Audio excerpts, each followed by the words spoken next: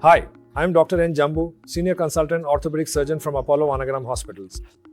Today I'm going to discuss on polytrauma. And what is polytrauma? People should be aware because many times there is a lot of difference between polyskeletal injury, which is being treated as polytrauma. When there are multiple bony fractures, it is called polyskeletal injury. What are the things you should know in a polytrauma?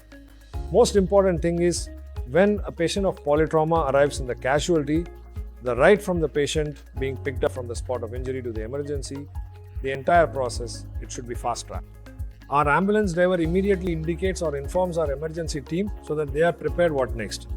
So once the patient arrives in, the emergency physician take the lead and they come into picture and they do what you call as ABC, airway breathing circulation, and they first stabilize the patient.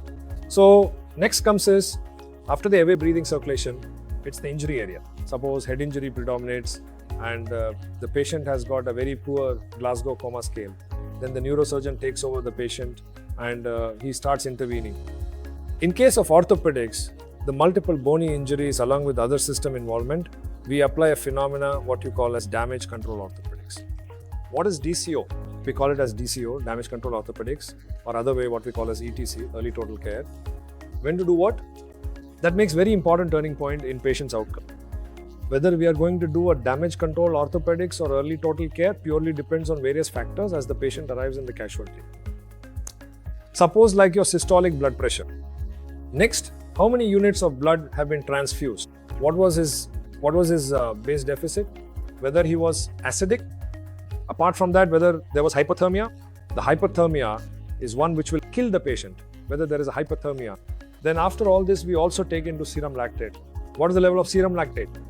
So like this, there are various factors which we take into account to decide whether I'm going to do a damage control orthopedics or early total care.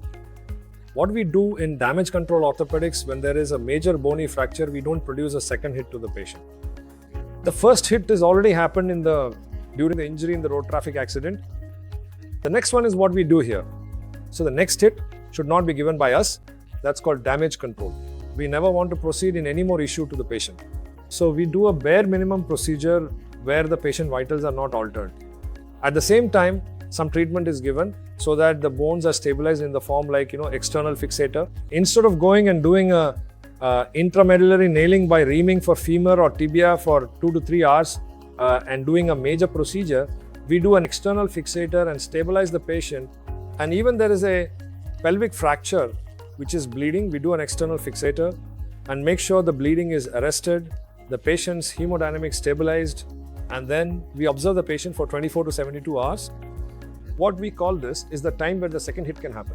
From the second day to fifth day, we make sure the patient is stabilized. All the blood products are given, like your Paxils or FFP, whatever is required is given. And then once the patient is stabilized, we take him for a primary treatment, like your nailing or internal fixation after fifth day or sixth day. Even in case of open fractures, we do an external fixator and wash them up and make sure the patient do not get any kind of infection.